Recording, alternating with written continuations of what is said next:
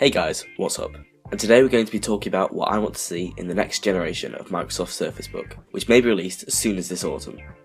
I've tried to keep my predictions as realistic as possible, and only include features that I think Microsoft are likely to add. With that said, let's get into the list. Number 1 is a fairly obvious one, an improved I/O. When Microsoft unveiled the original Surface Book in 2015, the port selection was okay, but now 2 years later, the lack of USB-C is something that has to be addressed. Microsoft doesn't have to be as aggressive as Apple with their introduction of this final port. In fact, I wouldn't want that at all. I simply think that they should axe the mini display port and replace it with a Thunderbolt 3 USB-C port, as it can do everything the current port can, as well as two-way power delivery and support for external GPUs. The second is a purely aesthetic thing.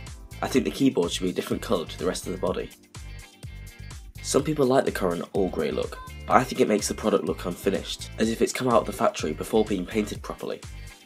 A black keyboard would add some contrast to the laptop base, and white lettering would make it a lot easier to read, particularly when the backlight is on.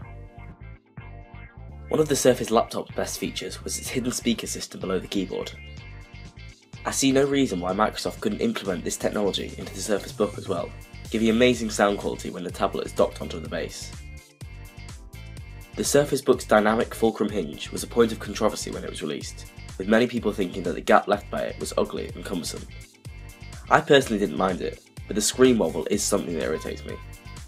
I've always been jealous of how rigid the hinges on MacBooks are, as they can be easily lifted with one finger, and don't wobble at all when tapped. Microsoft have clearly been working on hinge technology, as the zero gravity hinge was one of the Surface Studio's key selling features, and the new Surface Pro's hinge was one of the only things they really improved. This makes me think that it's not very far-fetched to expect the Surface Book 2 to feature an entirely new hinge.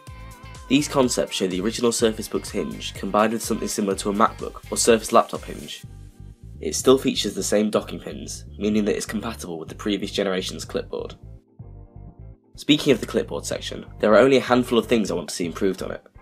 The main improvement that the tablet portion urgently needs is better battery life. When running a few medium intensity apps, I've had times where the tablet has lasted for less than an hour. The performance-based models have increased battery life, but all of the additional batteries are in the base, rather than the clipboard, meaning that this section of the device is long overdue an upgrade, especially if Microsoft wants any chance of competing with dedicated tablets, such as the iPad Pro. And last of all, I think that Microsoft should continue to sell the original Surface Book at a discounted price. The $14.99 starting price is absolutely the biggest deterrent for anyone looking to buy the product. This is extremely unlikely to happen though, as selling a Surface Book for around £1,000 would cannibalise their own sales for the Surface laptop, giving people no real reason to buy the laptop over the last gen book. What do you guys want to see in the new Surface Pro? What would make you buy it over something cheaper like the Surface laptop, or anything from Dell or LG? Let me know in the comment section, and I'll see you guys in the next video.